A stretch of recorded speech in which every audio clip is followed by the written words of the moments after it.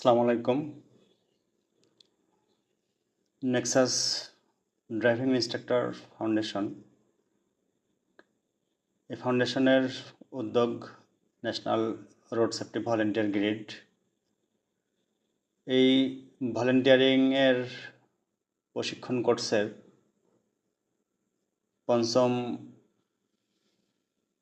ধাপ।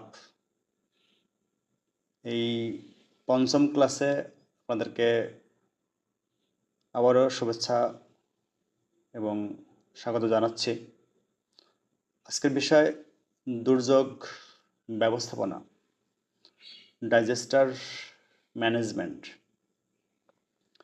দুর্যোগ আসলে যেগুলো প্রাকৃতিক দুর্যোগ, এই দুর্যোগগুলো মূলত বন্যা, ঘূর্ণিঝড়, বজ্রপাত, ভূমিকম্প, ভবন ধস, এগুলো। এখন এখানে অবশ্যই আমাদের রোড সেফটি বিষয় যুক্ত আছে, যেহেতু আমরা যারা সড়কে চলি তারাও এই দুর্যোগগুলোয় হয়তো আমরা পতিত হইতে পারি। এজন্য আমাদের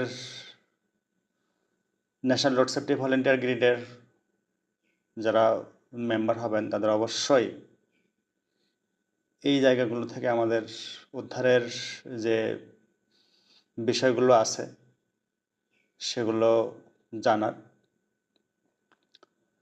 তো এই বিষয়গুলো আমাদের প্রথম হচ্ছে যে কাজগুলো করতে হবে, জরুরি আশ্রয় ব্যবস্থাপনা এবং ত্রাণ বিতরণ ব্যবস্থাপনা। এখন হচ্ছে দুর্যোগ ব্যবস্থাপনার ধারণা। আসেন, দুর্যোগ ব্যবস্থাপনাটা কি? সেটি হচ্ছে দুর্যোগের পূর্ব প্রস্তুতি, ক্ষয়ক্ষতি কমানো, উদ্ধার কার্যক্রম পরিচালনা এবং পুনর্বাসনের সমন্বিত প্রক্রিয়াকে দুর্যোগ ব্যবস্থাপনা বলা হয়।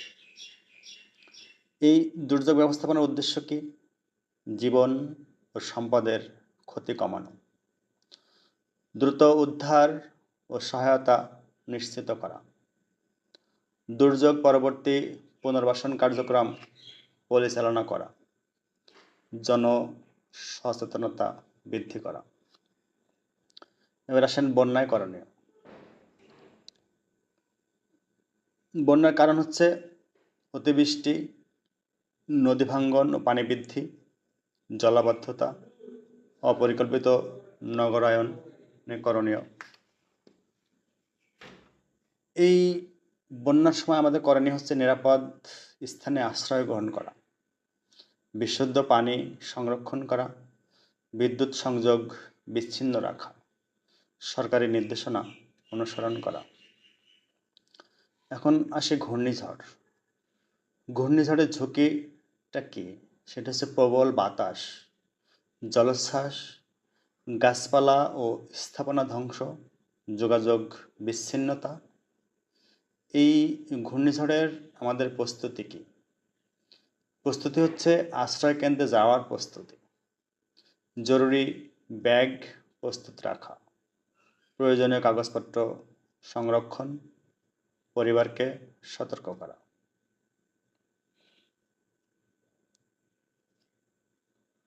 এরপরে বজ্রপাত। বজ্রপাতের সময় করণীয়: খোলা মাঠে অবস্থান না করা, উঁচু গাছের নিচে আশ্রয় না নেওয়া, বৈদ্যুতিক যন্ত্রপাতি থেকে দূরে থাকা, নিরাপদ ভবনের ভিতরে অবস্থান করা। সচেতনতা হচ্ছে আবহাওয়া বার্তা অনুসরণ করা, বজ্রপাতের সময় মোবাইল ব্যবহার সীমিত রাখা। ভূমিকম্প। ভূমিকম্পের সময় করণীয়: শান্ত থাকা, ড্রপ কভার হোল্ড পদ্ধতি অনুসরণ, জানালা ও ভারী বস্তু থেকে দূরে থাকা, লিফট ব্যবহার না করা। ভূমিকম্পের পরে করণীয়: নিরাপদ স্থানে চলে যাওয়া, গ্যাস ও বিদ্যুৎ সংযোগ পরীক্ষা করা, আহতদের সহায়তা করা।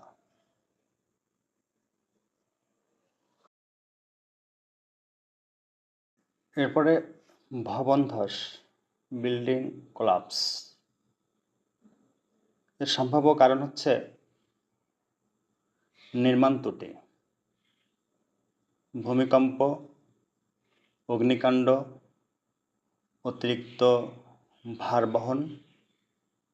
এখন এই ভবন ধসে করণীয়: আতঙ্কিত না হওয়া, নিরাপদ পথে বের হওয়ার চেষ্টা, জরুরি সেবা সংস্থাকে খবর দেওয়া, উদ্ধারকারীদের নির্দেশনা মেনে চলা। জরুরি আশ্রয় ব্যবস্থাপনা।